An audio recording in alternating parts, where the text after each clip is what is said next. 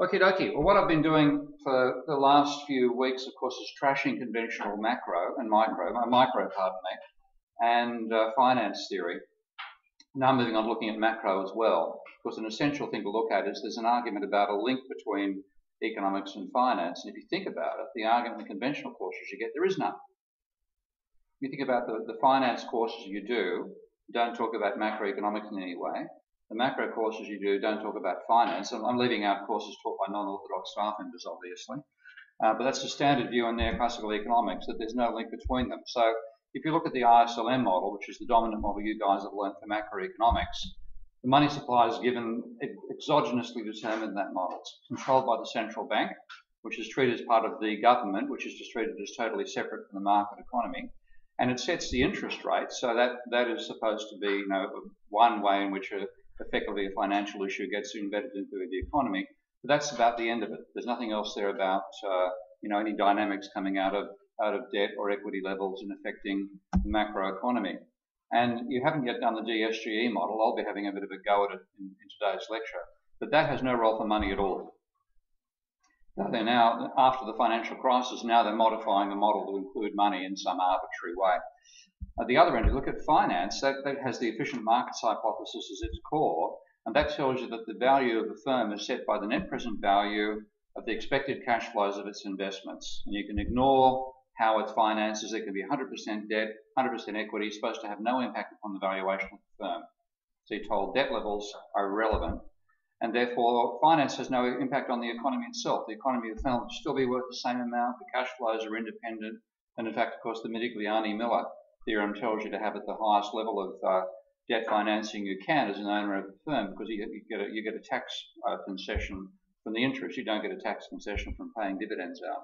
So this whole argument, of course, falls over as soon as CAPM is out the window. We know empirically that it is.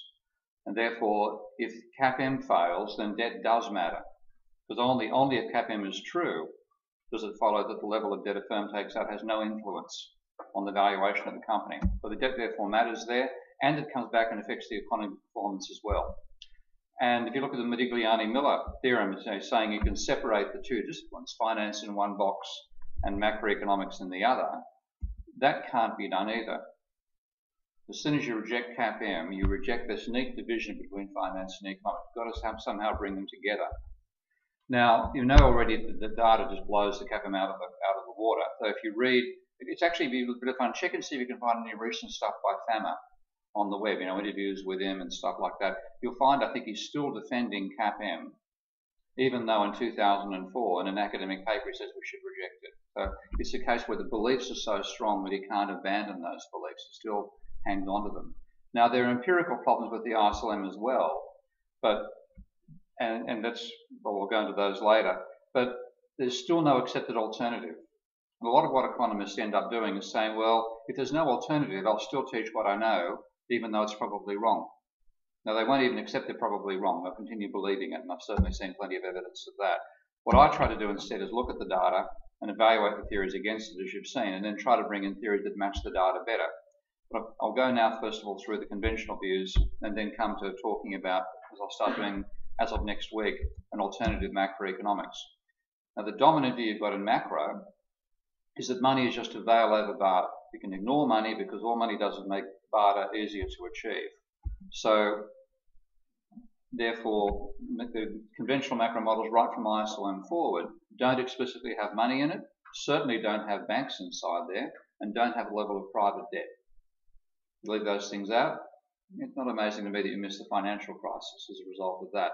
But the long-term proposition is all neoclassicals pretty much agree that in the long run, money has no impact. They have long-run money neutrality. Where they differ is some will say, well, there can be a short-term impact from money, and certainly on prices. They'll say that changes in the level of money supply will cause changes in prices. So the causation runs from changes in money to changes in prices. And they say the only reason you have to have money is that it avoids the problem of the barter system, where you have to have what they call the double coincidence of wants to be able to have trade to take place. So without money, if you've got commodity X and you want Y, and somebody else has Y and you want X, then you can trade, but you've got to find each other. Whereas with money, you sell your good X for money and buy Y. So a person who has Y sells for money and gets X. You don't have to actually find each other.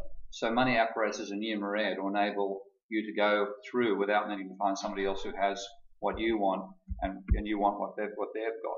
So that's the dominant view in micro and macro. When you look at how it implements itself in the quantity theory of money, it then gives a causal relationship, what is actually just a statistical truism, because the way that V is defined is that equation is correct.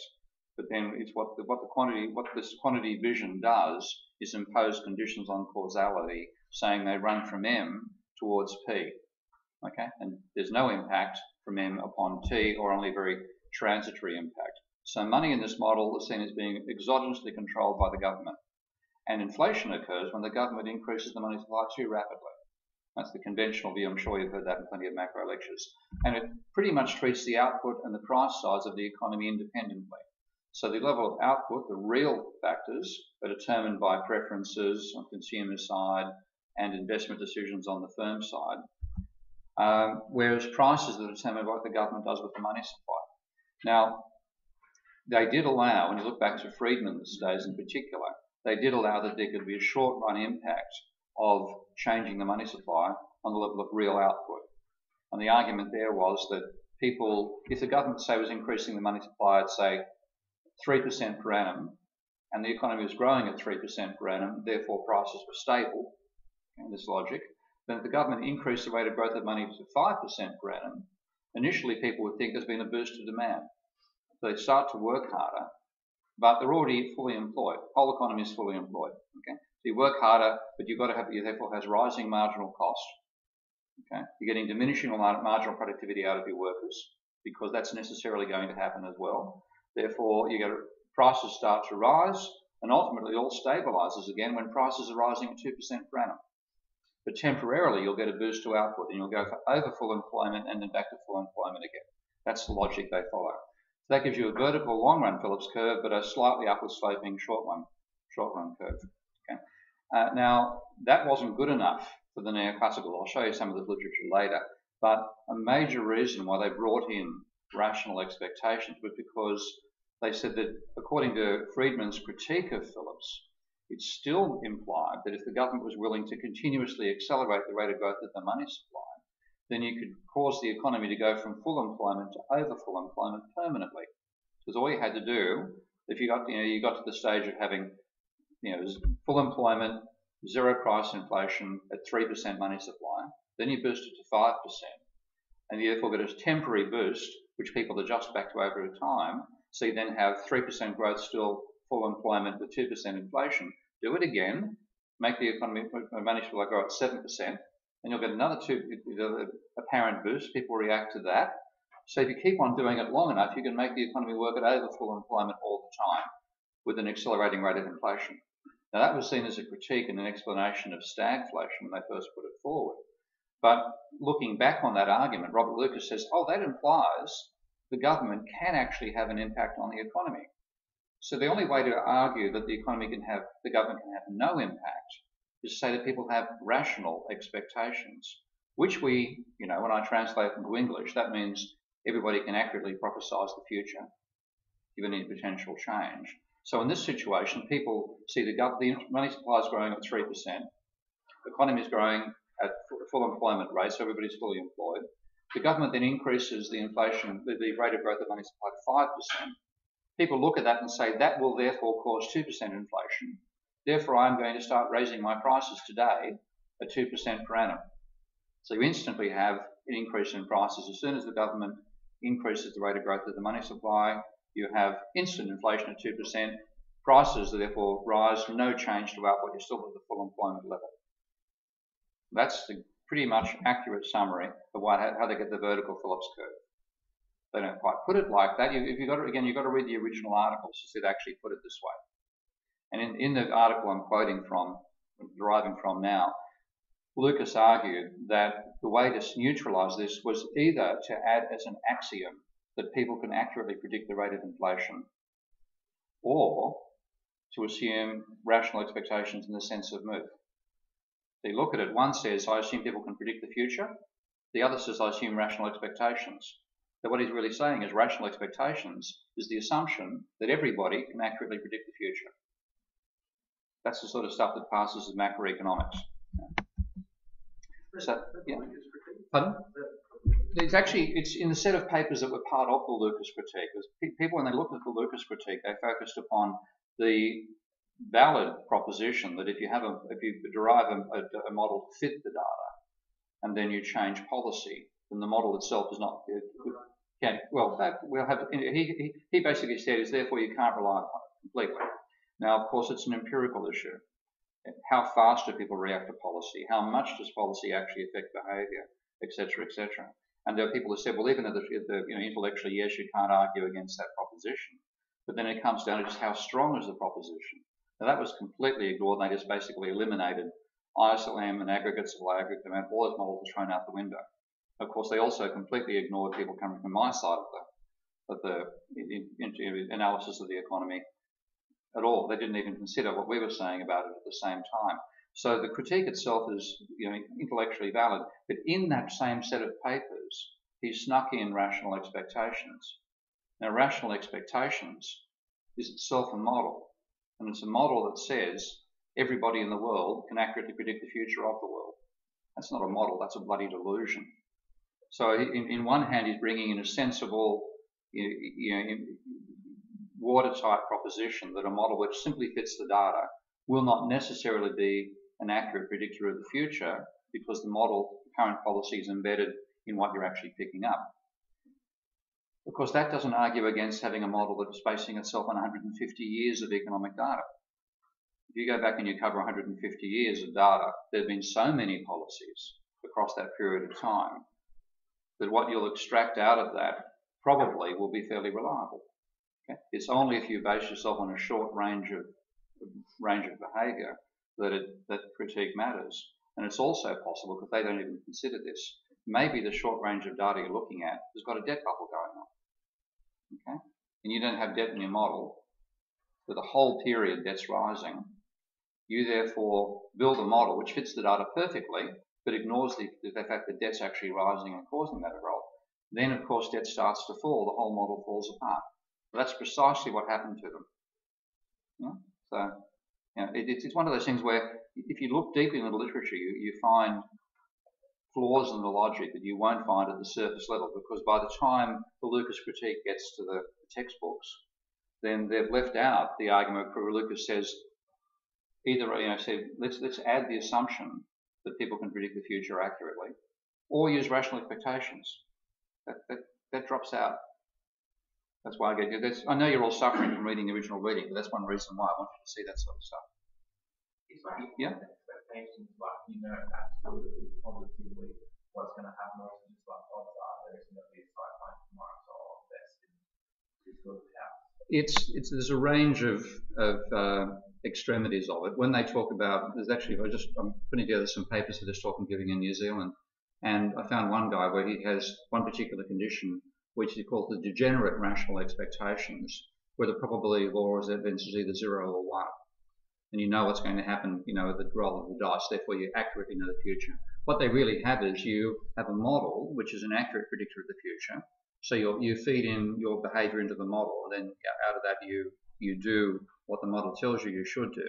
So you have a model that says that if the government increases the rate of growth of the money supply, that will cause inflation. Therefore, if it does, I automatically start putting my prices up straight away. And therefore, I effectively neutralise what the government is trying to do by fooling me. That's the sort of logic. And then, of course, around that, a cyclone can come along and prices can be higher than you think or lower. But that would just be random shocks from the outside. Or you might have people changing their preferences or technology changing as well. So all the explanations they have for the trade cycle relate to what they call preference shocks and technology shocks. This is in DSGE modelling. So preference shocks are where people unexpectedly change their taste preferences between cocoa nuts and, or cocoa pops and muesli, And preference shocks are where there's some new technology that comes in that you weren't anticipating. But of course, the scale of shocks they've got to use is gigantic, So we all instantly decide we don't like eating breakfast at all, and suddenly that collapses. That's the scale of stuff they need. So back to the model itself, the way they start defining the government's behaviour is that the government creates high-powered money. I should have M0 there rather than M1, base money and M0. Notes and coins in the government deficit effectively. That's then deposited in bank accounts, and then the money multiplier determines how much the credit system amplifies that. But effectively, what you have is like a combination of a petrol and a throttle. The amount of money in the system is the government's, the M0, the petrol. The throttle, or the amplifier of that, amplifier is a better expression, is the money multiplier, which is based on the reserve ratio. So that's the basic argument. The amount of money in existence is the money multiplier, which is the inverse of the reserve ratio, multiplied by the base amount of base money in existence. Now, back in the days when we actually had quantitative controls, that ratio was set by policy. If you look at the Chinese today, they're still doing it. But I think there's a fairly good reason why, if the Chinese tell you what the reserve requirement is and tell you how much to lend, you go and do it. It's very unhealthy not to do what the Communist Party wants you to do in China. People who think it's a totally capitalist nation haven't been there. Okay, so we used to set those ratios. We've all given up because you tell the bank what to do here in Australia and America, and they tell you how to do it and what end of your body to do it too. So they completely ignore you. So now we have an indirect setting of that by what are called the Basel Accords, as you know, and now for version 3 of that. But that effectively sets the ratio still at about 8%. The reserve ratio works out to being roughly 8% using Basel 2. So the mechanisms of the model, they haven't changed the mechanism of the model to how money is created, even given all those regulatory changes. So let's say you have an amount of $100 created by the government, so additional base money, and that might be a welfare payment or wages or whatever. The individual gets that, deposits that in a bank account, and the bank then is required to hang on to some fraction of that, say 20%, and the rest is lent out to borrowers, and they redeposit, and they make payments for services and stuff like that. And the net amount created actually converges to the amount of base money added divided by the reserve ratio, which is the same as the money multiplier times the base, and that'll be $500. This is called fractional reserve banking. That's what you've copped in all courses. You've got people talking about endogenous money here as well, haven't you? Again, I mentioned Neil in the macro course. Has anybody else raised it with you, endogenous money? Yeah, so mainly with Neil and his approach to it. Yeah, okay. I've got a different approach, but the same basic idea. Well, that process takes time. The conventional deposits create loans model takes time to occur. So let's just go through the steps that would be involved. Let's say a bank that wants to make loans, but it's currently right on its reserve ratio, so it can't lend. So the poor bank is powerless, can't do anything, and needs a depositor to arrive before it can do anything. So a depositor turns up with $100, puts it in the bank, and the bank now can do something. It's got excess reserves. So, and you look at what the situation is in after that's added to it, in terms of its new liabilities and new assets. The deposit in the bank is a liability of the bank. If the depositor wants the money back, the bank simply has to give the money back. Okay. But the cash that the depositor put there is also an asset. So the bank starts with assets of 100 and liabilities of 100. Well, then it hangs on to $20 in cash, and it lends out $80 also in cash, okay, to another firm that's still got $100 in assets. Its assets are now $20 in cash, plus the loan of $80 that it's given to the firm. Okay. Now, the firm that's now got that $80 in cash buys some goods from a supplier. And the supplier then deposits that back in the banking system, which is looking like an individual bank here. So the banker gets the $80 back as cash. Okay, this is a whole banking system, but it's just as easy to work with the banking system rather than separate banks and aggregate it.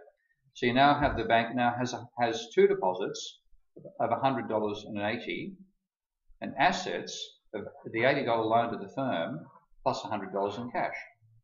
Okay, so it's back to now got $180 on both sides of its ledger. Then the firm hangs on to, of the new $80 that's come back, it hangs on to $16 and lends out $64. Okay. So now you look at the situation it's in. It's now still got $180 of assets. Now got $36 in cash because it's lent out 64. Pardon me, have I got that right? Yeah, 100 here, 64. Okay, 36 in cash, taking away from the 100. Okay, and 144 in loans. And then the person who gets the 64 buys goods to somebody else, who deposits back in a bank, and on you go. Now this process takes time. Okay, so it starts with the initial $100 created by the government sector, and then over time, the banking sector deposits and loans, you iterate your way through, and finally you get to the stage where you have $500 in liabilities and assets, where that's $100 in cash and $400 in loans.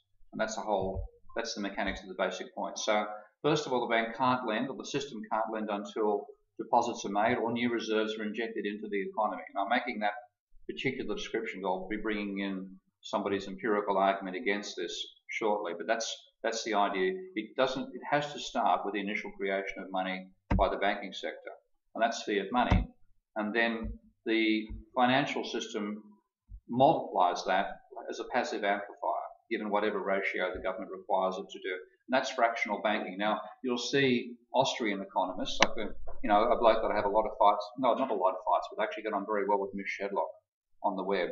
But Mish is somebody who says this is fraud, because the bank's lending out $500, it's really only got 100. That's fraud. That's the way he describes it. We're going to get involved in a debate over that. I've actually put the first thought in. I haven't actually heard his reply yet. I'll have to work on getting a reply from him. So the argument goes here as well, either if you actually control fiat money and you control the money multiplier, then you control money creation. So the government's got complete control over the money supply. So that then says you can model the actual money supply as simply base money multiplied by the reserve ratio, both under government control.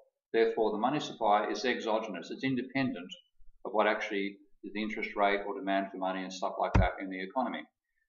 So that's the start of modeling macro using the ISLM model. And the ISLM model models the economy as two markets in equilibrium. I'm emphasizing that it's in equilibrium. I'll explain why as I go on. So you have the goods side to the goods market, which is investment and savings coming together and determining how much is produced. Okay? And the money market determining the demand for money versus holding your assets in another area, another market, where you earn a rate of return. Okay? So that's a separate market for bonds. So we're just looking at the market for money here. So there's three markets, in fact, but we're ignoring one of them because of the equilibrium assumption. So the money market has got this fixed supply for money and then a demand for money. Okay? Now, the demand for money is seen as a negative function of the rate of interest, because what we're talking about effectively is having your money in the pocket, this sort of thing. Now, why do I have it in my pocket? Why shouldn't I have it? Why shouldn't I have bought bonds with it and be getting an interest return on it? Yeah. Well, the higher the rate of interest is, the more I'm sacrificing by having it in my pocket as opposed to having it in bonds. So the demand for this stuff will be a negative function of the rate of interest. It will also be a positive function of the level of income. As the more income I earn, the more cup of coffee I'm going to buy, etc., etc. So the high level of transactions in the economy means I'm going to have a higher demand for money. So what you get is this idea of the LM curve, where a higher income means more transactions demand, given a fixed supply of money. That therefore causes interest rates to rise as the level of income rises. So you map, first of all, there's your exogenous government determined supply of money. And there's your demand for money shown as a decreasing function of the interest rate. So the lower the interest rate is, which is the yield you get if you bought bonds with it rather than holding money, the less you get. So why not just hold money for the sake of liquidity? Okay. But then it's seen as being a function of income as well. So if you have a higher level of income, well, let's see, I can just plot across one point on this curve now, the LM curve. If you have a higher level of income, so the high level of GDP, you're going to have a higher demand for money for transaction purposes, and therefore there's a second point with a higher interest rate, so you get an upward sloping LM curve. Okay? That's part of the analysis. Then you have the goods market, which is the IS curve, and that has investment demand being a negative function of the interest rate, because the lower the interest rate, the more projects are going to come out with a net present value that's positive, and the higher the less. So that therefore you're going to have a downward sloping demand for investment given the rate of interest. Whereas savings are seen as being a positive function of the level of income. So the more income you earn, the more you're going to save. And therefore the IS curve shows all the combinations of the interest rate and income that give you equilibrium in the goods market. Now beforehand, the LM curve shows you all the points of equilibrium in the money market. So this is one way to derive the IS curve. I noticed that Krugman uses a different approach. I might actually use that in future because it's actually in some ways a bit simpler to draw. But this has the idea that there's the level of investment as a function of the rate of interest, and here's the level of savings as a function of income. I think I've drawn that on the wrong side. I should actually have, I've got savings occurring at zero income, which is wrong.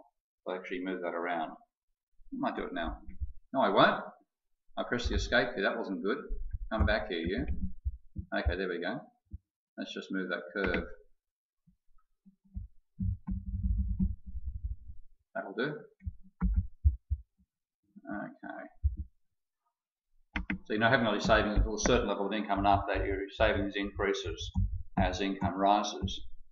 So with the multiplier relationship between investment and output, you can then map over from investment on the horizontal axis there to output. And if I bounce the locations on the savings function through a 45-degree line, I've then put savings down there. So I've got a point combining equilibrium point in both supply of savings and the level of investment. Do it again, I get a second point, and ultimately I've got a downward sloping IS curve. The product is put the two together, and whoop-de-doo, we're back with intersecting lines, or curves in this case, slightly more sophisticated. So that's the ISLM analysis, and the intersection of those two curves gives you general equilibrium in both markets. Okay, beforehand we're just considering the markets separately. Now, of course, we're looking at an economy which has more than two markets. One of the other markets, for example, is labour. But if you have these two in equilibrium, you can ignore the labour market because it must also be in equilibrium according to Bolrar's law. Have you had that emphasised to you before or not? Right, didn't think so. Okay. The fact that you can ignore one of the markets is applied using Bolrar's law. Because if two markets are in equilibrium and you have three markets in your system, the third market also has to be in equilibrium. It's a closure condition under Bolrar's law. So that's the basic argument behind ISLM. I'll elaborate that in a point, but equilibrium plays an essential role here as well as exogenous money. Now, Neil mainly, when he talks to you, normally talks about making the Ellen curve horizontal, doesn't he? I think. He goes from a vertical money supply to a horizontal money supply in the way he analyses endogenous money. I'll be doing something different, but this is the basis of ISLM analysis and the role that equilibrium plays in it. And what I want to do now is go through the critique of that model. And the model was actually developed by John Hicks. And the best critique of the model was developed by John Hicks. And this is a paper which I have been trying without success to get the conventional neoclassicals in America to read. Because the trouble is Hicks, first of all, published his main paper, I think, in the Economic Journal, Mr. Keynes and the Classics. And that's what they took as a summary of Keynes. And I'll show you just how much they relied upon Hicks as a summary of Keynes to build their own models in a moment. But Hicks wrote this critique of it in the Journal of Post-Keynesian Economics. And the reason it was published there was Paul Davidson, who's the editor, and a mate of mine. We had our fights over the years, but we're good friends these days. Paul berated Hicks for decades about flaws in ISLM, and Hicks finally conceded Paul was right. So as sort of thank you to Paul, he published the admission that there were errors in ISLM in Paul's journal. Now notice the date, 1981, long time before the internet. So neoclassicals didn't see this paper by Hicks. Okay? Unfortunately, as great as it was that Paul was the person who persuaded Hicks, the pity was that when it was published, it turned up in a journal that most of them ignore. They don't even bother looking at it. Now these days, of course, they haven't got the excuse anymore because you just go to EconLib.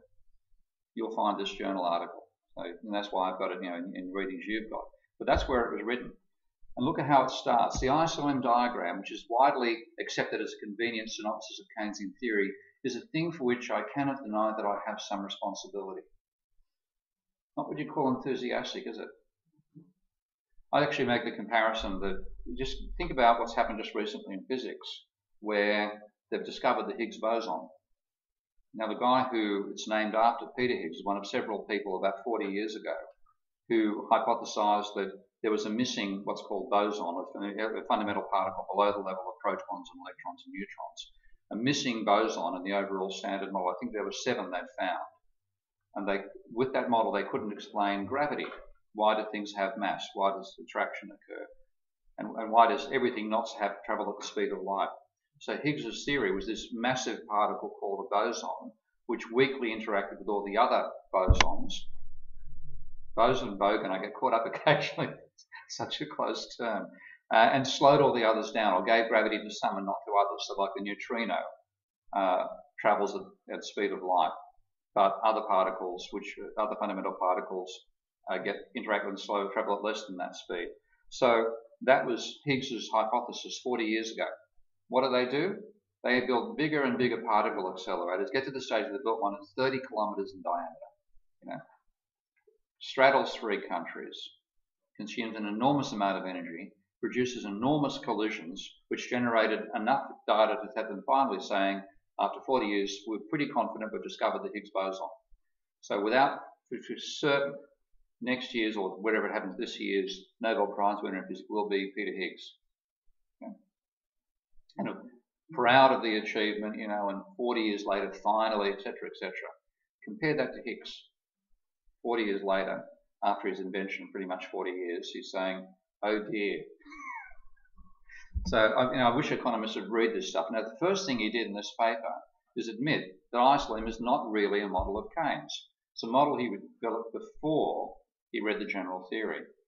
Here you need to know a bit of the personal history of economics. Keynes was at Cambridge. And does anybody know? I forgot which university Hicks was at. I think it's Oxford, but I'm not sure. I think it was Oxford. Well, if you've ever been to Cambridge or Oxford, they hate each other.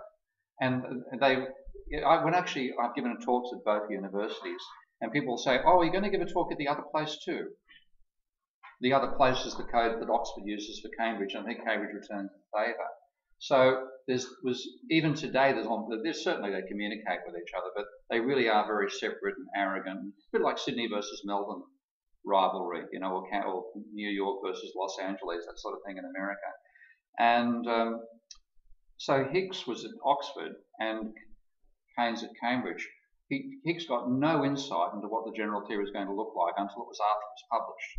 Whereas at Cambridge, Keynes had what was known as Keynes's circus, where he would talk with people like Joan Robinson, Richard Kahn, Piero Sciarra, Koleski as well to some extent, discussing the drafts and circulating drafts of the general theory all the time.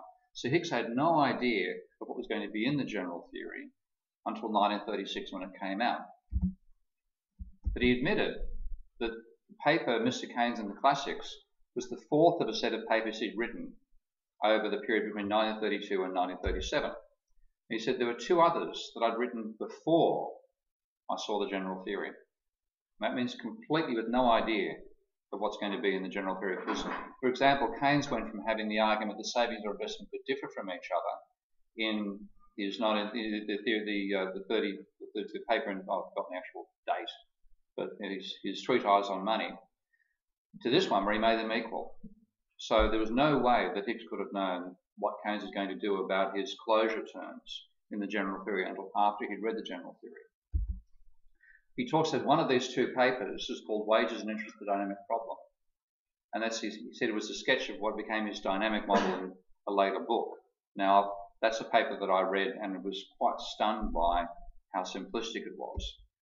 But here he's saying that this paper is where he developed ISLM. This is a real, like Agatha Christie, who had done it. But it's not Agatha Christie revealing the murderer. It's Agatha Christie saying, this is what I did myself and I got it wrong. Okay? Because he's saying, it's not like a third person saying Hicks here's the model, and Hicks obviously had it developed before he read the general theory. This is Hicks saying, here's the model, and I obviously developed before I developed the general theory. The model of the general theory. So he said he worked at ISLM before he wrote even the first of his papers in Keynes. So fundamentally, Keynes was not the basis of ISLM. He just noticed when he looked at when he reviewed it, he thought, oh, it looks like my model and Keynes is similar. And what way were they similar? He said, well, we both fixed our attention on a period of time which had a past and had a future. Okay? Now, even though you couldn't know the future, expectations of the future would determine what you did now. Okay? And he said we didn't have rational expectations. He calls expectations exogenous in both models. Now I think it's a bit of a caricature of Keynes on expectations to say that, but nonetheless, he's saying expectations were taken as constant. He believed in both models. It's fundamentally, it's a pre-Keynesian model that Hicks has developed there, which is masquerading as a model of Keynes. Now, he said the major difference he saw between the two models was the time period, because his time period was a week, and quite literally that's what he had in the paper. He had a model of an economy that only produced one thing, which was bread. He had no theory of how the machines that produced the bread would produce. So you basically had to see bakeries dropping like manna from heaven rather than bread. And prices were set on a Monday in a market, and those prices then determined price of bread and wages and return on capital for the rest of the week. And then the next week after that, and the next week, and so on. So iterated through time, a week at a time. Now he said not much changes during a week, but Keynes, he said, you have to argue is looking at least a year for his short period. And of course, lots of things change over a year. You can't just treat them as straight. So here's Hicks on that point. Keynes's was a short period, roughly a year. Said mine, and he literally said was an ultra short period. I called it a week, and he literally did in the paper. His short period is 1 week. And he says much more can happen in a year than a week. So he then had expectations over a week remaining constant. So expectations in this week depend upon what your belief is about next week. But your belief about next week is likely to be going to be the same as this week. Not much is going to change in 1 week most of the time. So therefore, your expectations and the prices will be consistent. And therefore, your prices are set with a view that there's no reason to change your behavior, which means you're in equilibrium in an expectation sense. So he said it's not unreasonable to have prices not changing over a week. Therefore, everything's in equilibrium, including expectations. But he said when you get to macro, you must actually insist, first of all, that you're talking about a long period. You can't just have a week. Your time dimension, not necessarily time period, by the way. I'll be elaborating the difference when I get into my own model later. But your time dimension must be a year rather than a week. And he said then because of that, because you're having your behavior determined within the model, then your expectations also have to be in equilibrium. You've taken your week model, you're applying it over a year, you're stuck with having to believe that expectations are constant over the whole year. And he said, how can you justify that? How can you justify assuming expectations don't change over an entire year? But if you do have that, and this comes back to the vol-raising thing, which is why I emphasize about the general equilibrium involved in the model, he said it's only the point of intersection that makes any claim to describe what actually happened. Because if you're on one curve but you're not on the other, then one of your markets is out of equilibrium.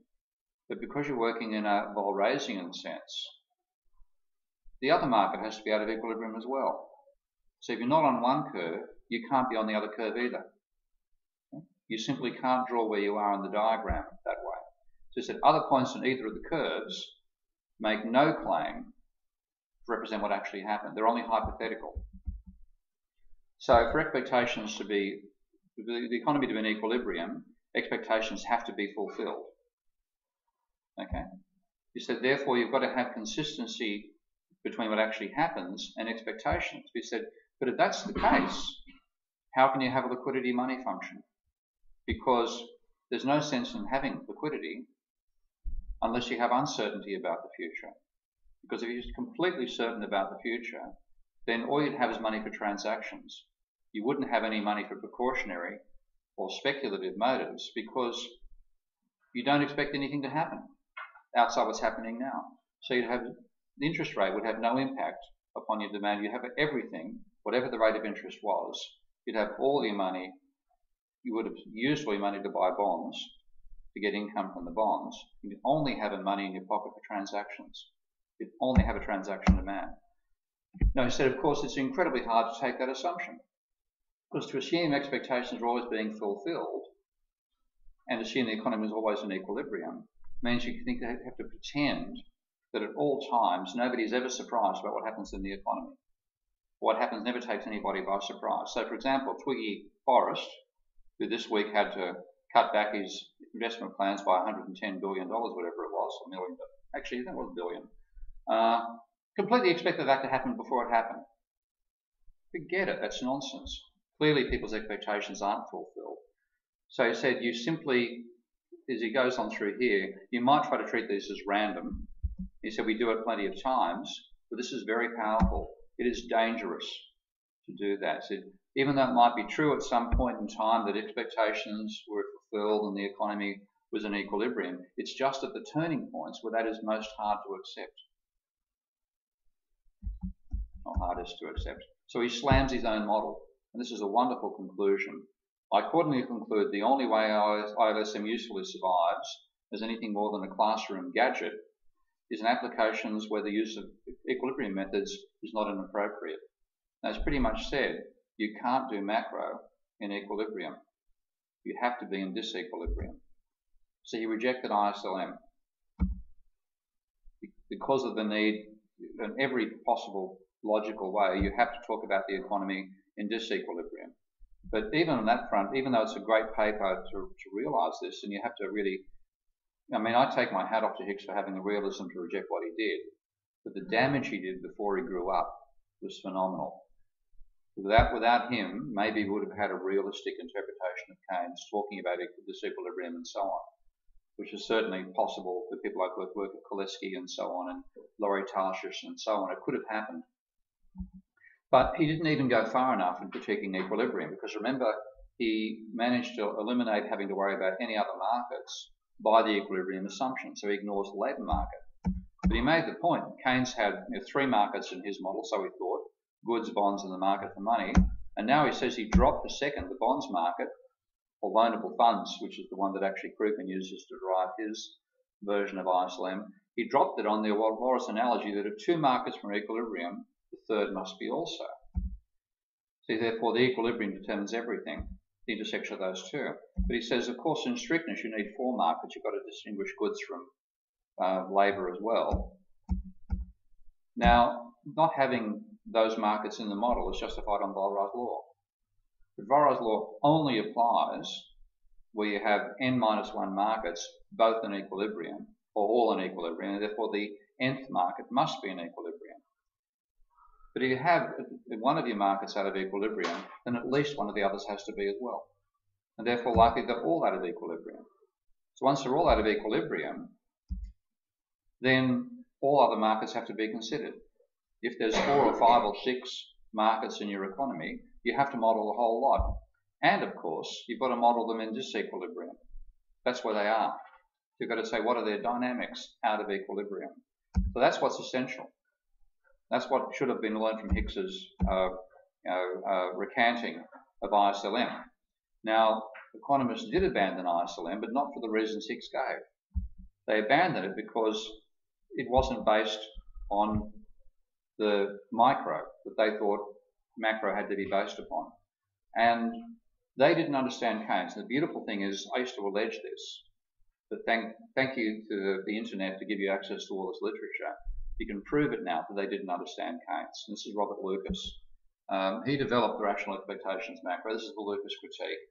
And of course, he got to the pinnacle of the American economic profession. He became a Nobel Prize winner, president of the American Economic Association. So in the year that he was going to become president, he gave an address to the History of Economic Thought Society of America, which publishes the journal called Hope, History of Political Economy.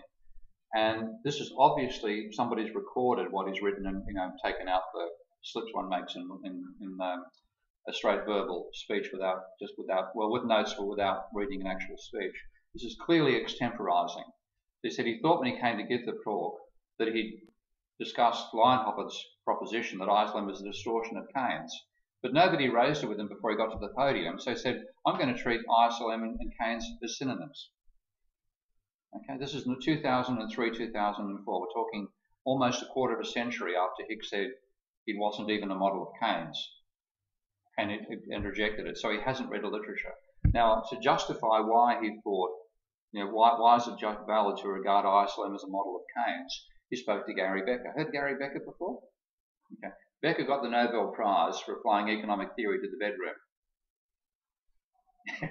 A bit wide about interpersonal relations. And my favourite Gary Becker quote, one of his papers, he says that a husband should continue reading at night until such time as the marginal utility for him of reading the book is equal to the marginal disutility also to him of his wife's complaints about the light being on. Now, I can't take any claims for not being divorced, but guess what happened to their marriage? No damn wonder that marriage ended. Anyway, here's Gary's response to his question. Well, I don't know, he doesn't know whether Hicks got the model right or not, but I hope he did, because if it wasn't for Hicks, I would never have made any sense out of that damn book. He's admitting he didn't comprehend the general theory of the book itself. He just relied upon Hicks's summary. And that's what Gary Becker's comment, but here he says, that's the kind of the way I feel too, so I'm hoping Hicks got it right. In 2004, 23 years after Hicks said he got it wrong, and it wasn't even a Keynesian model to begin with. That's the state of macro. That's his keynote address to the conference in 2003, I think at the end of the year, pretty close to 2004. My Keynesian education. Krugman occasionally attacked me with me. He did actually sort of his Talmudic, going back and reading what so-and-so said. This is why you read the literature to see what's actually going on. So 2 decades after Hicks said he got it wrong, Lucas is saying he hopes he got it right because that's what he thinks is Keynes. Now, the reason that people like Lucas rejected ISLM was not for the good reasons Hicks gave, it was because it wasn't derived from micro. And in saying it should be derived from micro, they were clearly ignorant of the Sonnenschein-Mantel-Revert conditions I took you guys through in the second week, which showed you can't even model a single market as being a scaled-up individual demand curve. But they believed that's what had to be the case. They thought macro had to be scaled up micro. So in the same paper, the same talk, he's talking about why he did what he did in macroeconomics. And he said Patinkin was right to think you had to use general equilibrium to think about macro.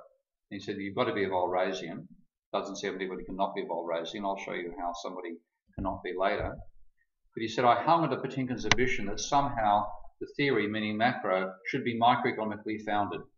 That was a very common view. Nobody was satisfied with ISLM at the end of macro theorizing. The idea was we were going to tie it with micro. That was a job of our generation. So the whole reason they revised macroeconomics was not to cover the problems about expectations, uncertainty, and equilibrium, but to make it consistent with microeconomics. This is initially called real business cycle models, and they were derived from Robert Solow, who wrote neoclassical growth theory. Have you heard of the name Solow before? Leading neoclassical, another Nobel Prize winner, somebody who actually engaged with the critics during the Cambridge controversy, but he had a poisonous relationship with Joan Robinson, so that coloured his view completely there. But he devised the long-run growth model. Now, in the long-run growth, of course, of the neoclassical point of view, money plays no role. You've got money neutrality, so why have money in your model for a start? Yeah? And of course, it's long-run, so you can ignore short-run fluctuations, etc., etc. And that modeled the entire economy effectively as a single consumer, stroke firm. And in the model where you worked out what the optimal rate was, which is called the Ramsey model, then it had the idea of somebody socially planning to get the optimal outcome for the entire economy, and you assume the economy converges to that over time. The macro derived from that finally was called dynamic stochastic general equilibrium, stuff that you guys might cop in fourth year if you go on and do honours here. But it split macro into 2 camps. The new classicals, who were the Chicago School of what's called the freshwater group, because most of these people who are strident believers in the unadulterated model come from the inland universities of America. And they assume perfect competition, a fully employed economy, no unemployment, etc., etc. Now, to give you an idea how extreme those guys are, there's a paper, search for a paper by Edward Prescott called Some Observations on the Great Depression. And you will find in that paper that he explains the Great Depression as being caused by some change to labour market conditions that encouraged workers to work less and have more leisure. Yeah, seriously, look it up, it's just remarkable. On the other side, you get people like the new Keynesians who call themselves saltwater, because most of them come from the eastern seaboard, Boston, New York locations, Cambridge University in America, or MIT, no, MIT, pardon me, Columbia and so on. And they assume imperfect competition. So therefore there are frictions, things which cause unemployment. So there's involuntary unemployment. In the new classical, all unemployment is voluntary. Okay? There's a voluntary increase in unemployment during the Great Depression because of some unspecified change in labour conditions. These guys say no, there was actually some people who didn't want to be out of work who were out of work. And there was originally extreme hostility between them. Olivier, I'm missing the I there. Olivier Blanchard said that the new Keynesians had won in a paper published in 2008.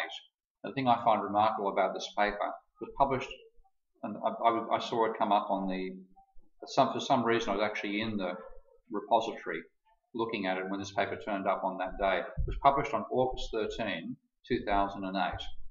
Now the crisis is taken as starting on August 9, 2007. This paper is published 1 year after the crisis began. Then it turned up in a journal another year later, in August 2009. And in that, he talked about this battle between new classicals and new Keynesians. There's Prescott being mentioned. You know, nominal rigidities and all this sort of stuff disappeared. And they had this idea of stochastic property, what's called the Ramsey model, which turns up shortly, or the real business cycle model. Whereas the new Keynesians, who are people like Krugman, DeLong, Homer today, and Woodford and so on, believed that the Einstein was basically right, but it needed to be better founded on micros. They thought they were just getting an improved version of Einstein by basing it more on micro theory with imperfections. And the relations were tense and often unpleasant. And this is another amusing element of the whole thing, because you imagine religious wars. They're always fought. Well, not always. We've got a Muslim Christian one going on to some extent at the moment, but they normally fight inside one sect of a particular religion. So the Christians, the Catholics and the Protestants fighting each other in Northern Ireland, which went on for 500 years. Thank God it looks like it's finally over. One of the few things I never thought I'd see in my lifetime is the end of conflict between Catholics and Protestants in Northern Ireland. It appears a decade or so after it began that it might finally be able, which would be wonderful. But that's Catholics versus Protestants. They didn't even think what the Buddhists were doing at the time, or the Muslims, etc. They just ignored them. So you normally get religious wars that fought within camps of the same religion. So the same thing applies here. The new classicals versus the new Keynesians fought like hammer and tong, didn't even know that they were post-Keynesians, knew about Austrians and ignored them, etc., etc. So their vision of battle, they don't even bother talking to us. It's just this new Keynesian, new classical clash. And so the new classicals, who are the believers in perfect competition, call the new Keynesians bad economists, obsolete beliefs, discredited theories. The second said, well, you're ignoring basic facts. There is involuntary unemployment. And prices take time to adjust, etc., etc. And ultimately, he says the latter group won, and I love this line, it's hard to ignore facts. Believe me, economists are capable of doing it for centuries. So one major factor is that shifts in aggregate demand affect output as well as prices. Changes to the interest rate affect asset prices. So you can't explain those in the fully flexible model. So ultimately, the new classicals have given way, and you now have the new Keynesians dominating, and they start from the basic model, add without capital, and then add monopolistic competition and time-lagged price setting. With those two elements, they then get some argument about getting fluctuations in the economy and cycles, and more the fact that it gets you involuntary unemployment and inflation. And it has three equations. The fundamental model has three equations. Aggregate demand derived from utility maximizing by individuals, and they're deciding whether to work now or have a holiday on the basis of wage rates and expectations of future interest rates. A Phillips curve that gives you a gap between output as it is and output as it would be if there were perfect competition, in which case output would be higher. And you can't observe that. So the really big challenge for people putting these models together, and I ran into this when I was talking to the economists who build this model for the New Zealand Reserve Bank last week, is how do you work out what this unobservable level of output is? That's an essential part of the model. They've got an unobservable that you must know to be able to work out the model. And then thirdly, the Reserve Bank is seen as responding to inflation by adjusting the interest rate more than changes in the rate of inflation, given the output gap. So those are the three equations. Of course, no role for money in the whole model and many, many other things. As he admits, nominal money does not explicitly appear. You assume the central bank can adjust the money stock. So it's still the same idea, the change in the level of money, changing the interest rate. If the government has a money stock here and it shifts it out here, then that will cause the interest rate to fall. That's still a model of God of money creation. And they were really chuffed with the model. I didn't actually have this quote here, but in this paper, published 1 year after the crisis began, there's one sentence where Olivier says, the state of macro is good. Okay? That's how confident they were it all worked. And they thought the DSGE model was great. Similar to the ISLM, it reduces a complex reality to a few simple equations. Unlike ISLM, it's derived formally from optimization. I'm going to go a bit over time here at the first hour. Can you cope with that? And there's a few yawns taking place over there. I know it's heavy duty stuff. Take a bit of a break at the end of this lecture. Now, of course, they weren't aware of the SMD conditions that meant you couldn't model the entire economy as a single consumer, which is exactly what real business cycle models did. Okay? But they also built it using this long-run growth model, solo model without optimization, the Ramsey model with optimization. And as usual, the best critique of this is done by the person who put the model together in the first place. But Robert Solow has been arguing for ages that you shouldn't use his model for modeling the business cycle. So when he first worked it out, growth theory, he said it was clear to me that it didn't apply to the business cycle. So now if you take a look at any modern paper with business cycle in the title, it'll be the slightly dressed up version of the neoclassical growth model. And he says rhetorically, how did this happen? And it's amusing. When you read the paper, you get a good idea as to why, because the whole neoclassical tradition ignores how ideas develop over time. At one point he says he didn't care about what Keynes said. He said, I have absolutely no interest in what Keynes really meant. Well, what's actually happened here is people who developed the business cycle using his growth model equally had absolutely no interest in what Robert Solow really meant. So you have ignorance building on ignorance. It's really quite bizarre when you watch it happening. Now, I often used to satirize this model until I found this particular paper. And writing a satire, people think, oh, you're exaggerating. You know, it can't be that bad. Keen's a critic. People who know the model wouldn't put it this way. This is Robert Solow's description of a real business cycle model. The single immortal household, representative consumer, that earns wages from supplying labour. It also owns the single price-taking firm, the monopoly that's a price taker. Okay? So the household gets all the income, wages and profits from the firm. Then it takes those present future wages and dividends as given and works out an optimal consumption pattern based on that plan over the future. And that, for the firm, that's the household, the firm's looking at the prices, maximizes profit by employing itself to the level that maximizes profits, rents out capital, produces output, blah, blah, blah. Occasionally disturbed by unforeseen shocks to both technology and preferences. That's why they talk about technology shocks and preference shocks. That's the only way you can make the model move. So there's nothing pathological about the cycles. There's nothing you can do to fix any shock that might come in, and all the government can do is get out of the way. That's the basic model. And his punchline, how could anyone expect a sensible short to medium macroeconomics to come out of that setup? And he says, you know, it has had no empirical success in his opinion, which is quite accurate. He said, but you'd think you would want, if you're going to model the economy, you'd want to have the model of your economy being able to generate the sort of pathologies you see in the real world. You want it to have booms and slumps. This is what Minsky later says as well. If you can't model downturns like the Depression, you're not modeling capitalism. And he says a model that rules out pathologies by definition, which that model does, is unlikely to help you handling the real world where pathologies actually happen. And interestingly enough, again, Solow is somebody who has much more knowledge of the literature than most of these kids who go through the graduate programs in America have when they come out of it.